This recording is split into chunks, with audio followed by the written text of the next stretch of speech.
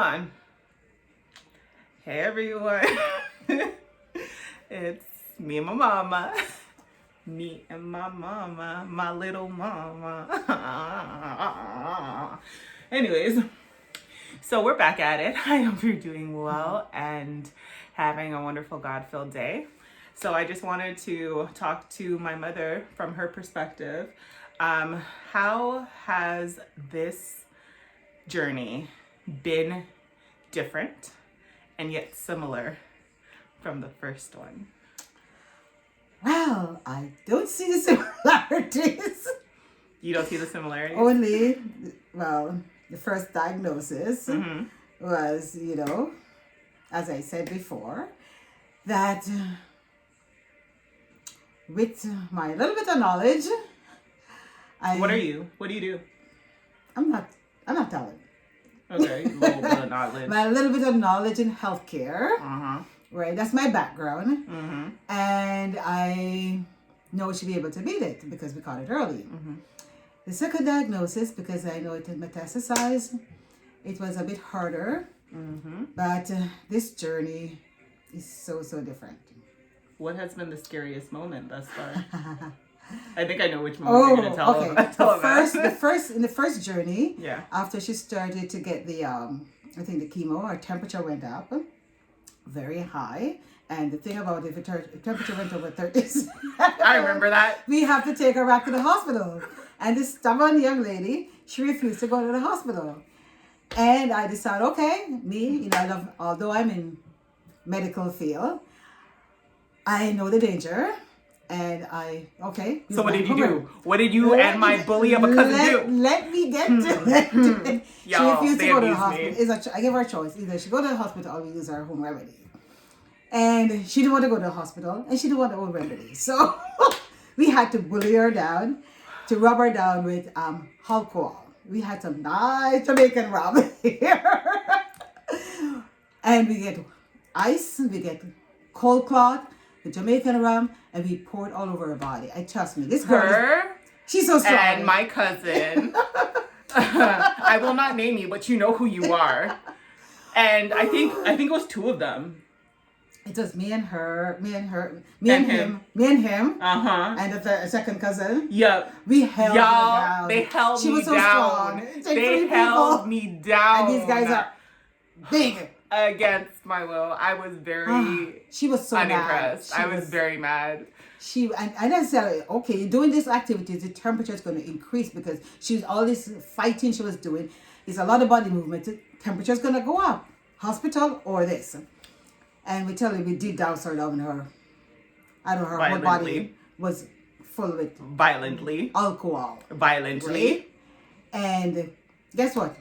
It did the trick. So we didn't have to go to the hospital. That was her worst experience then. The first one. That's the first one. We had to hold her down. This time, my worst experience was one of her other cousin who was with the first incident with the temperature, called me at work. It wasn't him. It was the one that lives in Boondocks that held me down. Yeah, but you're not talking about him. No, they said that cousin was there. The two cousins were there the first time we held you down. Wasn't that? Son and daughter and the father. The daughter and the father? I thought it was, okay. No. I just mixed it corrected. Anyways, this other cousin, seems as if the cousins always all around. The cousins are abusive. Like, these people are out here just violently trying to take over my life. Here, God bless him, that he was here at the time. Because he called me, I was at work, and said, I need to come home now. And I told him to call you, though. Anyway, whatever, the call was made, and I came home. And I trust me, this experience, I wouldn't want nobody to experience that. I saw my daughter, the condition. I don't know if she wanted me to say it on camera, but she was going from both ends. The bathtub was full of both ends. And it was an experience, and with my medical background, I'm like, oh my God. To get her out of the bathtub, and our little dog, he was like crazy. Our little puppy, we love him so much. He was the one who made the call anyways. He was barking there for a long time. to, wake up people. But anyways, that was my scariest moment. And how did you feel about it? Because I know what I experienced in that moment. I was really, the thing that I wanted her to stay awake, because I know with all that, losing all that fluid, the dehydration is going to step in, unconsciousness, and I don't want her to go into that state. So I keep talking to her, trying to wake her up, and she hated it. And somehow I had to clean out all of that, whatever was in that bathtub, to be able to get her out, because it was so slippery and dangerous. So I worked on that to get out as much as I could and able to get her out of the bathtub. And then next thing you know, she was on the floor. It was so weak. And I called the ambulance, which she didn't want to go either. Called the ambulance, called my nephew. He called 911, put me on the phone, and I talked to them, telling them what was going on. They came, and by the time they got here, I was able to, put some clothes on her and stuff. But when she didn't want to go, and I said she has to give the permission to go because she's an adult, and not because I called them. And if she said she don't want to go, they're not going to take her. But I explained the situation, and they were able to, convince her. He said yes, she'll go. And that was one of my worst experience. And the ambulance paramedics, they were amazing. It was a girl and a guy, and trust me, they were just like, because they look at her and say, oh my God, when they read her history, she said, oh my, she's so young and going through all of this. And she didn't like it too. In the back of the ambulance, where the guy, the male paramedic, was just really trying to keep her awake. He gave her talking to me. I just wanted to sleep. Yeah, just like, because he had to keep her awake. He didn't want her to go into unconsciousness, but she didn't realize that. She just wanted. I realized it. I welcome the darkness. She just wanted to shut up, because I was there talking to her here, asking her name, and talking to her, keeping her awake. And he was doing the same thing when he went in the ambulance, and she hated it. And although she got the injection, the IM gravel to stop the vomiting, that didn't do nothing. Nope. She just continued to birth and going from the other end. It was a horrible experience. That's my worst experience I've had thus far in this journey. With the second journey. Mm-hmm. Yeah, that day was the only day that I was like, I don't think I'm gonna live through this. I was like, I don't think I'm gonna make it. And I was just like, yeah, okay, this is not a good thing. And what scared me, I think, with that experience, like the first experience with the whole fever thing, that was small fries. Like, as my mom said, like the two are completely different. Mm-hmm. This one has been so much harder. I couldn't keep anything down in the beginning. And now I've been reduced to, at least, I've been getting breaks here and there. And I think only recently, for the past few weeks, I vomited in the evening for different reasons. But I think that day, what scared me was the longevity of the vomiting and the diarrhea that was going on. Because at certain points, like when they moved me from like here, at least when I was in the bathtub, like the vomit and the poo looked like it looked the same. When I went to the hospital, it was blood. Mm-hmm. I was vomiting and pooing blood at the same time. So every time I would throw up, I'd have a bowel movement without control, and that was like the scariest thing. And the fact that I love being independent, mm-hmm. and the fact that I was adamant and demanded them put me in a diaper, like I never thought those words would ever come out of my mouth. We have pictures. We're not friends anymore. I'm gonna divorce you. I had to take a picture of her in her diaper. I made her take a picture. I was like, yes, I'm gonna wear this diaper and I'm gonna own it. But the fact that the scariest part was that I had no control. It just leaked out without even your coughing. Over like all over my body. It was all over the floor, on the stretcher, on the bed. Like it was everywhere. And I felt so bad because I don't like to have people do things for me, especially like in this journey whereby I've been like projectile vomiting a lot. My mom has to go in and clean up after me and stuff. I feel horrible about that because I want to be able to take care of myself. And that has been the hardest part for me in this journey, that I've needed more help than I ever wanted or could imagine that I would have needed. And so I'm grateful that my mom is in healthcare and she knows what to do and stuff. But she also became this crazy helicopter mom in the process, which she had to, because you know what, you never knew which way it was gonna go for me in the first couple of months. It was really, really, really, really, really rough.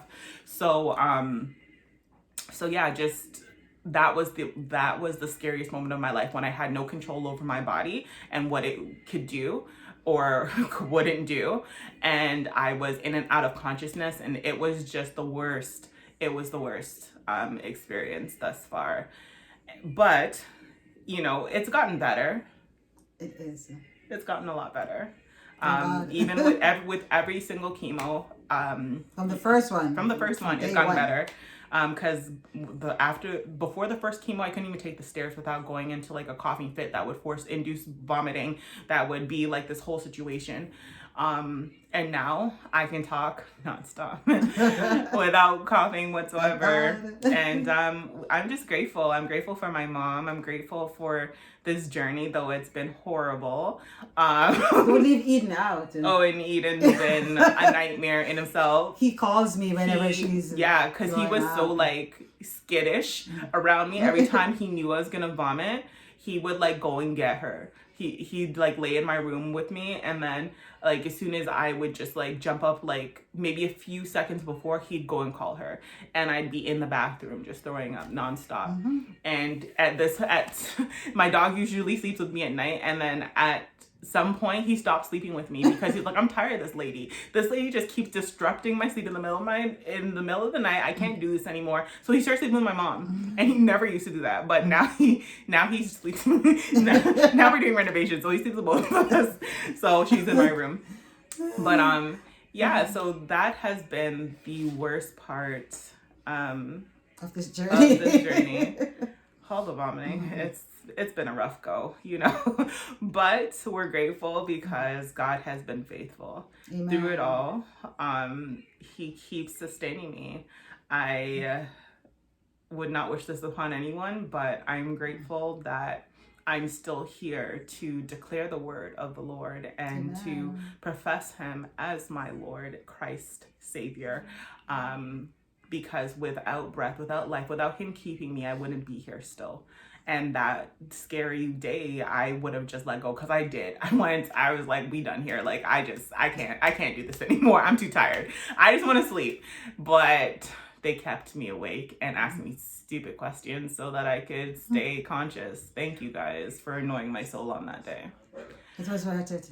It was worth it. But anyways, I hope this helps somebody else know that they're not alone, especially as a mother. I'm not a mother yet, but I hope to be one day. Yeah.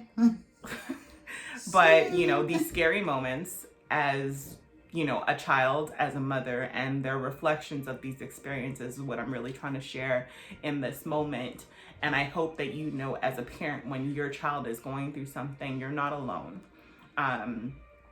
You also have to know how to advocate for yourself. It helps that my mom is in healthcare, because once they know where she is, they treat me right. They cross I's and dot T's. They're like, oh, we send your family. They treat me like family, but they're like, we're taking care of you. We're making sure because you're one of us, kind of thing. And even if you don't have that leverage, make sure that you're going in with the right information, doing the right research, asking people that are in the healthcare profession that they can help you and to direct your questions, because, you know, doctors, nurses, everybody, they're human, so they're going to overlook certain things. So it's really important that you advocate for yourself. Another thing is attitude. It's very, very important. Yeah. Because being in the medical field, sometimes when somebody's ill, and you know, you're going through the different stages of depression, because you have to go through all stages before you reach a stage of acceptance, and you're going through that, and sometimes you're angry, you spit out at the person who's caring for you, and you know, it's hard. It's a fine line to walk, but your attitude is very good, because this young lady here, I tell you, the nurses don't even want her to leave the hospital. They say, I know you have to go, but you're my best patient. Kind of funny. Because not only her funny, all her attitude and her appreciation. Because, you know, the nurses and the doctors, everybody's trying to do their best. If you go in I know you may be going through your grieving or your anger or whatever stage of your grief you're in, and you decide to take it out on the people that are taking care of you. You have to know when to draw back. You know, you can do that in your own private time to say, well, you're angry because this thing happened to you, but it doesn't make sense to waste time on anger. Try to get peace with it and try to work with what you have. And her whole attitude, the doctors look at me and look at her and said, is this the right person? Remember the first time when she was diagnosed, the second diagnosis with metastasis happened, and the doctor said, am I in the right room? No, check her name. Is this the right person? And he's like, yeah. And he's like, no, you can't be the right person, because her spirit was upbeat and everything, you know, and that helped her to go through it. The doctors, the nurses, they care for her even more, although, you know, they know where I'm from, they know my background, and they might give her a little more TLC because eyes are watching, but our own attitude with them, because they grow to love her. They didn't even want her to go home. Because I'm lovable. Most days. They want her to go home. Some days, which is good. So if you try to get that sort of demeanor of being positive, although in a bad situation, that will help you and help the people around you, your family member, you know, the healthcare workers. We're trying to help you. You have to help yourself in that regard. That's all I have to say. Amen. All right, we're done here because it's like 16 minutes now and we're just trying to finish. But thank you so much yet again for watching, for liking, for commenting. We appreciate you so much for praying over me and for us, you know, because, you know, I'm her only child. And yes, I do have siblings, but we're never going to explain that situation. But I got a lot of them, okay? We got people, okay? We got lots of family that just slip in through the grapevine. But yeah, thank you guys so much for tuning in and being there for us and praying for us and standing in the gap with us as I go through this, as we go through this together. So this is the point of all these videos, is to share and, you know, lead with transparency, because not everyone will show you the dark side of disease and illness, but I be out here putting it all on display just for funsies. But mainly because God told me to, and, you know, I'm trying to be obedient and be like, you know, follow him, you know what I'm saying? But anyway, stay blessed, have a wonderful day, and be inspired. We love you. Yay. Peace.